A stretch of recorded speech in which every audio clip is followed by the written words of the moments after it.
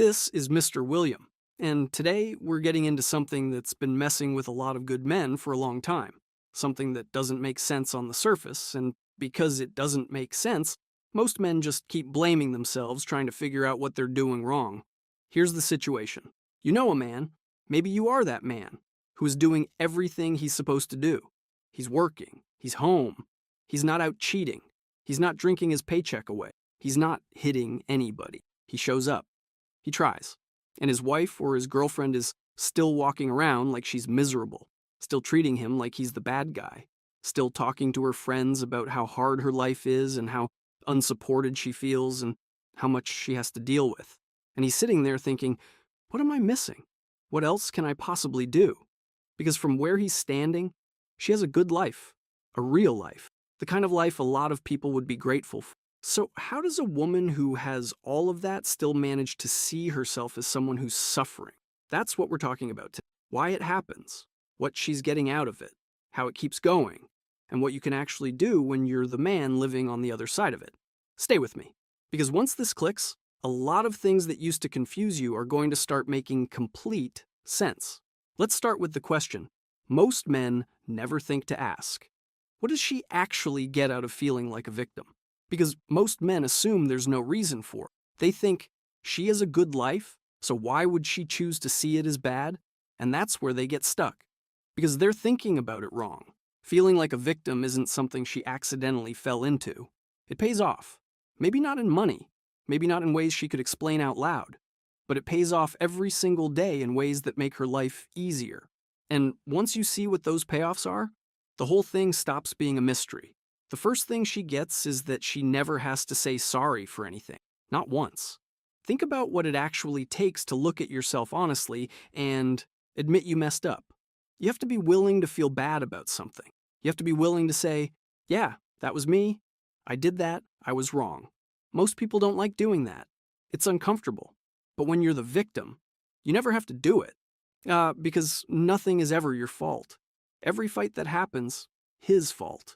Every bad mood she's in, his fault. Every time the kids are stressed or the house feels tense or money is tight, somehow it circles back to him. He didn't do enough. He wasn't there enough. He doesn't understand her. He's not trying hard enough, and she never once has to sit down and ask herself what she brought to any of it. That's a really good deal if you can get it. No looking at yourself ever required. And she's got it. The second thing she gets is that she always gets to be the good person. When you're the victim, the other person is automatically the bad one. And when the other person is the bad one, you can treat them pretty much however you want and still feel like you're in the right. So she can give him the cold shoulder, and in her head it's because he doesn't deserve her warmth right now, based on how he's been acting. Yes, she can shut him out of the bedroom and tell herself she can't be close with someone who keeps hurting her. She can talk to him like he's stupid or beneath her and feel like that's just what happens when someone keeps letting you down. Every single thing she does to him, no matter how unfair it looks from the outside, makes perfect sense to her. Because she's not being a bad partner. She's just responding to a bad partner. That's how she sees it. And nobody around her is telling her any different. The third thing she gets is that everyone in her life is going to take her side without even asking questions. This one is bigger than most men realize. The second she tells her sister or her best friend or her mom or her coworker that she's struggling, that he doesn't appreciate her, that she's carrying everything alone, the support comes flooding in.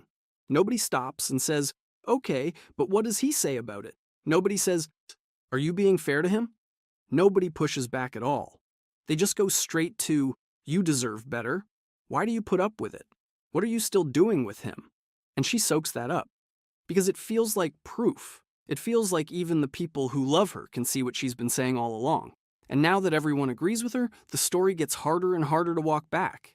Because walking it back would mean telling all those people, actually, I was exaggerating, I was the problem too. And she's not going to do that. The fourth thing she gets is that she's always in charge. When you're the one who's always suffering, you're also the one who gets to decide what's good enough. He tries something new, she decides whether it counts.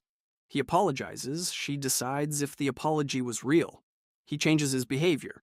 She decides if he changed it enough. He's always the one proving himself, always the one on trial, always the one trying to earn his way back to something he never actually lost. She never has to earn anything. She just judges. She decides. And that puts her in control of the whole relationship without it ever looking like control. Because she's not controlling him, she's just reacting to what he does or doesn't do. That's what she'd tell you. But the result is the same. He runs, she holds the finish line, and the finish line keeps moving.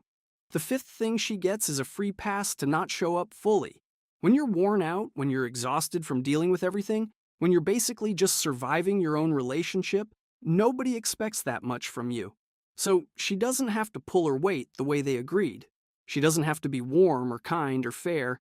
She's already at her limit. She's already doing everything she can just to get through the day.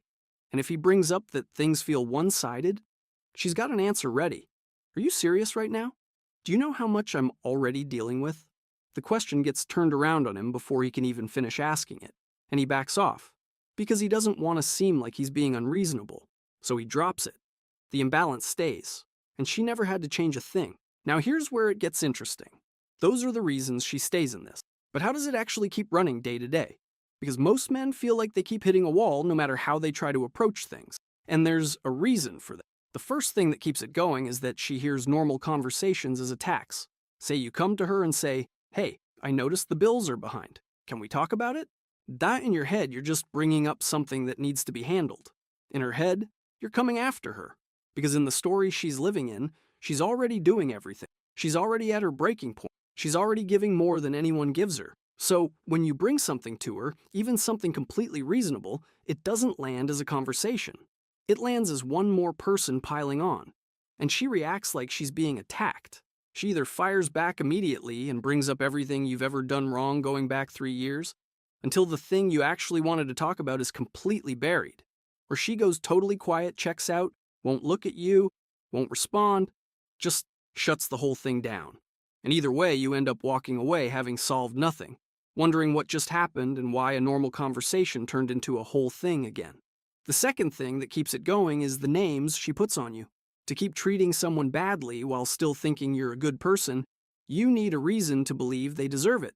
And she does that by putting labels on you. You have a preference about something in your own house? You're controlling. You stand your ground on something important? You're a bully. You don't agree with her every time? You're dismissive. You get frustrated after being patient for a long time? You're scary. You're intimidating. She doesn't feel safe. You make a decision without checking with her first? You're too much. You don't open up about your feelings the way she wants you to. You're cold, you're closed off, you're not really there. These words have nothing to do with who you actually are.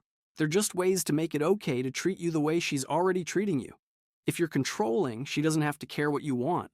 If you're a bully, she doesn't have to take your feelings seriously. If you're cold, she doesn't owe you warmth. The label makes the treatment feel fair. That's the whole job of it. The third thing that keeps it going is that she keeps a running tally in her head that doesn't add up right. In her version of things, she does everything and you do close to nothing. She tracks every single thing she does. Every load of laundry. Every appointment she remembered. Every time she stayed up dealing with something. She has a list going in her head. And she reviews it constantly. Meanwhile, the things you do either don't get counted or get filed away under, well, that's just what he's supposed to do. Or get waved off as not that big a deal. It's not that she's lying to you. She actually believes it. She's been keeping score the whole time, just with a tally that only counts one side. And because she believes it, it feeds the feeling that she's being cheated. That she's giving and you're just taking. And that feeling drives everything else forward. The fourth thing that keeps it going is that whatever you fix, something new shows up to take its place. This is the one that wears men down over time more than anything else because it just feels hopeless. You hear the same complaint enough times and you finally do something about it. You change the thing, you put in the effort, and for about 5 minutes it seems like things might be turning around. And then something new pops up. Something that wasn't even mentioned before is suddenly the main problem now. And you're back at the start again, back to not being enough, back to chasing a bar that moved while you weren't looking. This is not random. If you actually handled everything she says is wrong, she would have to admit things are fine. And if things are fine, she is not the victim. She is just a person with a good life. And being that person means she has to own her own happiness. So the complaints keep coming because the story needs them. Take them away and the whole thing falls apart. So What do you actually do? Not what do you hope for? Not what you wish would happen on its own. What do you do starting now? The first thing is you start saying out loud what's actually going on. When she calls you controlling because you said what you wanted in your own home, you say it plainly. That is not what controlling means. I said what I want. That's a normal thing that people do when they live. If you want to talk about the actual thing I said, I'm right here. But I'm not going to let that word sit there like it's true just because you said it. You don't have to be mean about it. You don't have to blow it up into a You just stop letting the wrong story run without saying anything. Because every time you went quiet, it felt like you agreed. The second thing is you stop needing her to tell you that you're doing a good job. This is harder than it sounds. Most men in this situation are still holding out hope that one day she'll look at everything he's done and say, I see you. I know you're trying. Thank you. And that hope is the exact thing keeping him stuck. She is not going to say that. She's already decided the answer is no. So you stop waiting on her to hand you that. You know what you are putting in. You know how you show up. You know whether you are being decent. You don't need her to sign off on it. The second you stop needing her to confirm it, she loses the main thing she has been using to keep you running in circles. The third thing is you match the energy you're getting back. You are not required to keep giving everything you have to someone who gives you close to nothing and then tells you it still is not enough. That is not being a good partner. That is just draining yourself. If she is not showing up for you, not being warm, not being fair, not treating you like someone she actually wants to be with, then you stop overdoing it to make up for her half. Not to teach her a lesson, not to play games.